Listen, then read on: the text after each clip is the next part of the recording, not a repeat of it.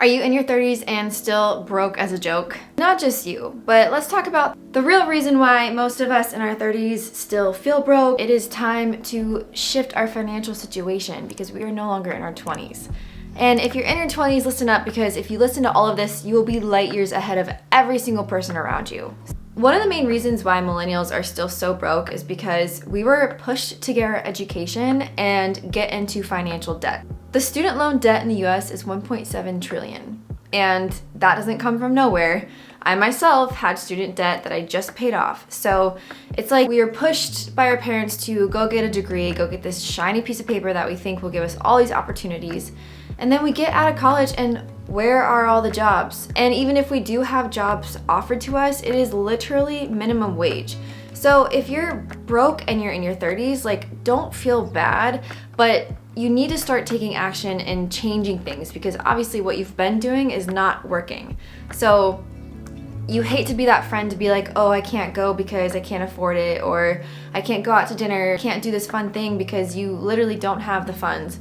Stop being that person. Let's get you out of that situation. And it starts here. It starts with mindset, okay? So we're gonna go over a couple of different things. Listen to the entire video. This is surely going to help you. So how do you fix this? How do you fix the fact that you went to college and now you have all this financial debt? Well, for my 30-year-olds, I would start learning how to repay your loans and make an actionable plan on actually paying them off and not just paying on the interest every single month. Get with a financial advisor, figure it out, because those things are gonna weigh you down. Another thing is to look into jobs that will repay your student loan debt. So there are repayment plans. Sometimes jobs will forgive your loans.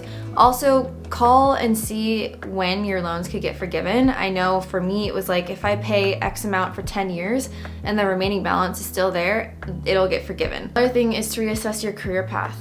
A lot of us that get college degrees don't end up working in that field, and it's because we are expected to go to school without our frontal lobe being fully developed. How are you supposed to know what you want to do? If you're in your 20s, you can also check out this video. This is things I wish I would have known in my 20s to make you understand, like, if you are pursuing a specific career path and you want to do that, go and shadow someone in that same path. Like, see what it actually takes, what a day-to-day is, what salary you could actually make, and make a decision after that if you want to continue to pursue that. You know, you see people like Zach Higley, who is a YouTuber, but he was a medical student, and he literally went through all med school to get into the working profession to realize that's not what he wanted to do. And my point being, a lot of people are in the same place. Inflation is a thing. Gas and groceries keep going up, but our paychecks do not correlate with that. So you being broke is not completely your fault, but I will say money starts with your mindset, okay? And I'm not the richest person in the world, but I am completely out of debt, and I own a house, and I'm doing okay. And I am humble in the fact that I have worked my butt off, and I have served in the military, and I have done these things to help get me out of financial debt. I'm not saying you have to run away and go join the military to do this, but here's just my 2 cents. If you're in a place of not being able to afford anything, let's reassess where you're spending your money. And I know it sounds super simple, but take out your bank statements. I want you to highlight everything that is food, everything that is entertainment, add that up, gas, utilities, and see where you're actually spending your money.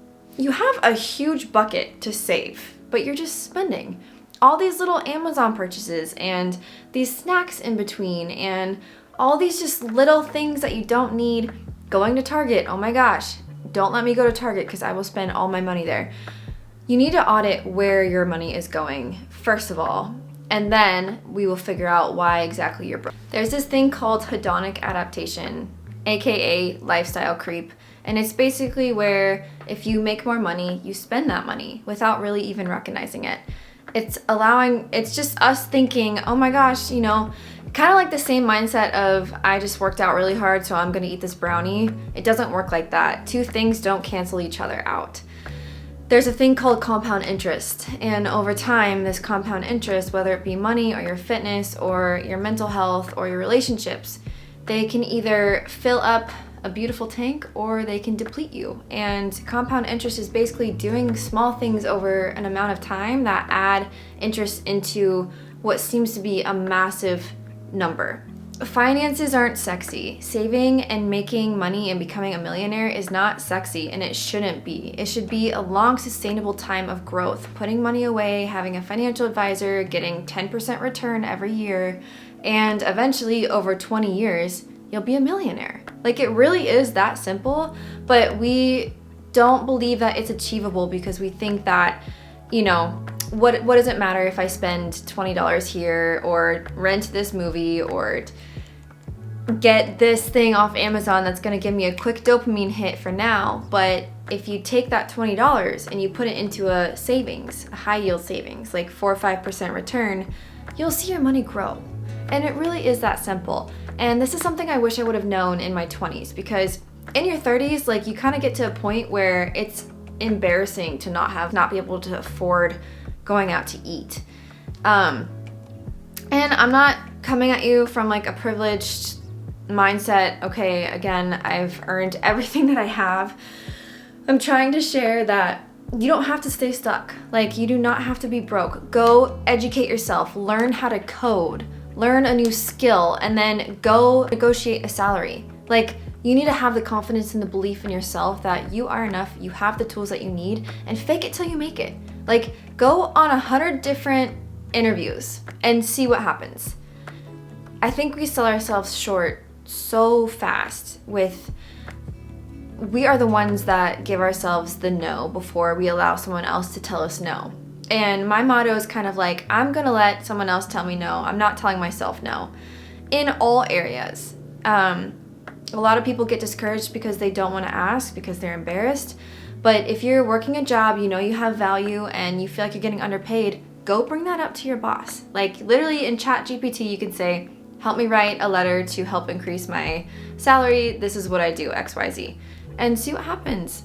Right, another huge reason why you're broke is because you don't have an emergency fund. And I know it sounds counteractive, but if one small thing, getting new tires, or your washer breaks like ours just did, or your garage door breaks, or you get in a car accident, can set you back because you have to put it on a credit card, and then that will propel you into even more debt, increase to even more interest. So my point is, I know that you have an extra $100 laying around a month that you can put away into a savings account. You just don't want to make that decision. And that's what I mean by taking it back to here. Yes, you might be in a crappy situation. I've been there. I've literally had to get 6 different jobs just to pay my rent and afford my dog. That's a loudmouth down there. But where there's a will, there's a way. And it's a matter of, get maniacal about it. Get obsessive about looking at your bank account and seeing where your money's going. And tools like Rocket Money and Acorns, which invests like leftover money in your bank basically for you, can really help. So start looking into like the different apps that can help you. Get a financial advisor. They usually have like a startup fee, but then after that, they just take 1% of your earnings each month, which to me it's worth it because you would have not made money anyway. And now this one person's helping guide your money and grow it for you. So it's a matter of, again, seeing where you're at and knowing that you're not stuck. You are so in control of how much money you make. And yeah, of course, everyone wants to be a millionaire. That's not what I mean. I mean, like, for me, when I got my current job, I felt like I deserved more. So I just asked. I said, hey, like, can I please get like this amount? They took 6 weeks to get back to me, but guess what? They said yes. Really, you just don't know until you ask. The main kicker is see where you're spending your money, create a budget, start putting away money into an emergency fund, and then start investing. Start with those 4 things, and in a month, you'll be able to see what is going to take place. You'll be able to see your bank account grow. Maybe for a month, just don't do anything social, like anything that costs money. Have people over for a game night. That doesn't cost anything. Stop spending money on Amazon. Maybe delete the Amazon app for a month and see what happens. Like, you are in full control and full power of your situation. So I hope that this can encourage you to step up, get out of your poverty mindset, and actually have the belief that you are worthy and you're capable of attracting money and finance into your life. This one's so cool. You can start a side hustle. Like, go find stuff on Facebook Marketplace and then flip it, sell it, learn how to stain wood. I resell the books that I read. Like, you can literally sell anything. Go into your garage. I guarantee you have 20 different items that you could just get rid of on Marketplace or on OfferUp. Learn a new skill and then charge people for coaching for that skill. I started to freelance write on the side on a website called Upwork. Like, literally, you can go YouTube all the different side hustles out there and pick one or two and just hustle. Like, try to get yourself out of this hole as much as you can.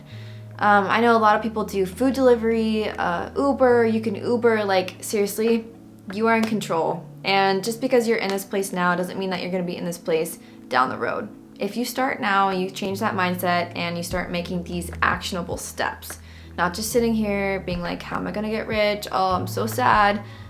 Stop. You have your health. Like, do you understand? That's literally everything. You have everything that you need. Being 30 and being broke doesn't mean that you failed. Being in your 20s and being broke doesn't mean that you're unworthy. It means that you've done certain things to get to this part in your life. And most of my 20s, I was broke, living with multiple roommates that I did not like in a disgusting house, paying minimal rent because that's all that I could do. And it wasn't until I realized I have full control. So I'm gonna go work 3 jobs and save all of this money to get myself out of the situation and to get the tools that I need to get a job that will afford what I'm worth. That's it. That's all it takes. You have the control, you have the power. If this helped, please subscribe, and I know what you're doing right now in your control that you're gonna start today to change your life, to start saving money, to not be broke. Don't be that broke friend, okay? Bye.